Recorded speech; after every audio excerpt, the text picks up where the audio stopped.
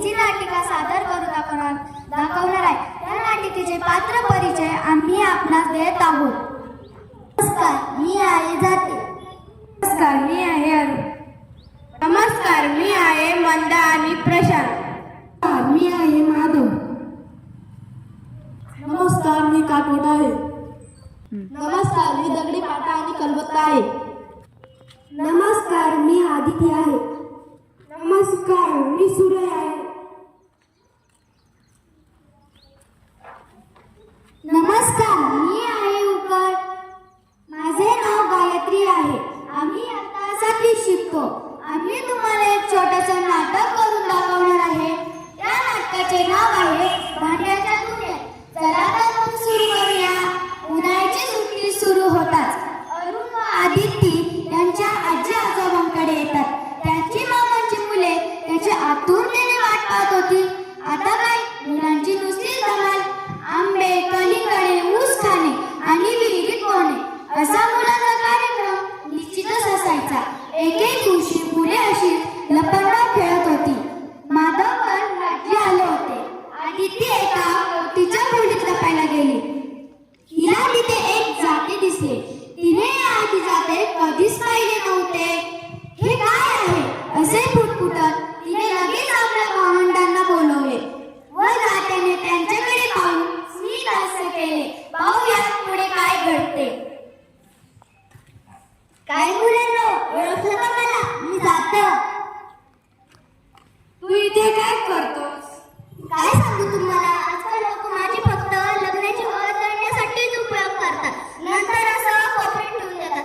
आता माझे सगळे सोयरे स्वयंपाकघरात विराजमान झाले आहे। तुझे मित्र सगळे सोयरे कोणते आम्हाला नाही समजलं?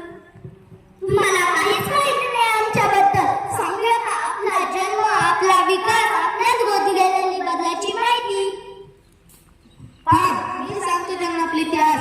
बरं का मुलांनो, मानव जसा शेती करू लागला, स्थिर जीवन जगू लागला, तशी त्याला अन्न शिजवत, अन्न साठवत यासाठी भांड्याची आवश्यकता वाटू लागली।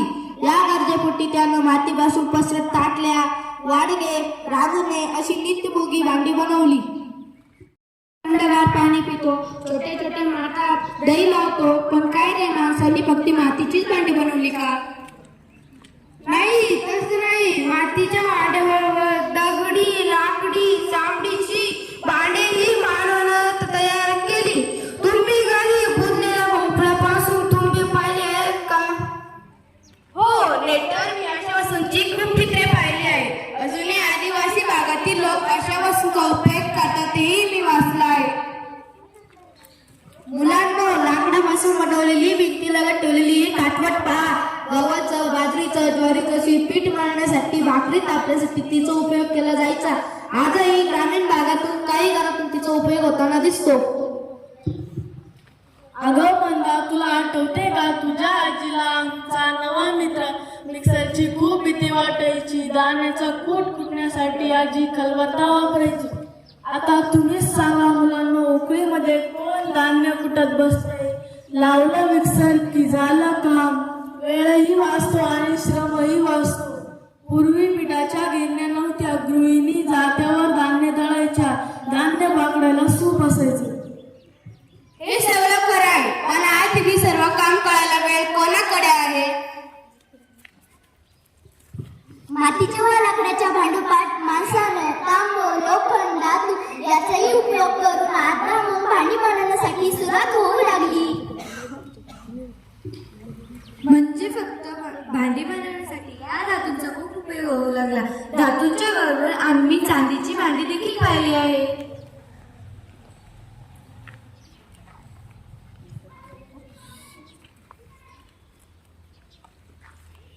मग स्टेनलेस स्टीलची भांडी वापरत कधी आली? पितळ, तांब्याची भांड्यांची जागा ॲल्युमिनियम, इंडॅलियन आणि स्टीलच्या भांड्यात घेतली।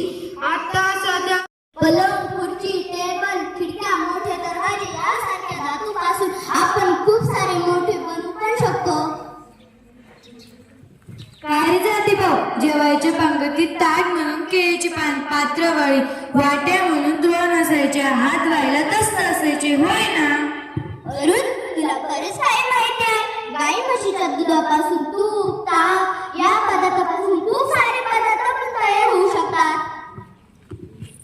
पण या काळात मातीपासून तयार होणारी भांडी बंद काय झाली? नाही, तसं नाही. उलट धातूच्या शोधामुळे आज मातीची भांडी बनवणं बंद झालं असं तर मुळीच नाही. उलट मातीची भांडी तयार करण्यासाठी माती वापरण्याची परंपराच म्हणजे भांडी संस्कृतीचा पाया मानला जातो. आज मोठ्या प्रमाणावर चिनी माती आणि सिरामिकचा वापर होऊन आपण खूप सारे वस्तू मोठ्या वस्तू बनवू पण शकतो असंच तुला म्हणायचं ना? हो, हे अगदी खरी आहे. आमच्या घरी स्टेनलेस स्टील, नॉनस्टिक व कोटेड मेटलची ही भांडी आहे. प्रत्येक जण स्वतःच्या खिशाला परवडणारी आणि सहजपणे उपलब्ध आणि वापरण्यास सोपी असणारी भांडी खरीदण्याचा प्रयत्न करतो. एकूण काय, भांडी हे मानवी समाजाचं अविभाज्य अंग आहे. जिथे जिथे मानवी समाज तिथे भांडी असणारच. आज आम्ही तुम्हा सर्वांचे खूप आभार मानतो, कारण तुम्ही आम्हाला भांड्यांच्या दुनियेची सफर घडवून आणली. धन्यवाद.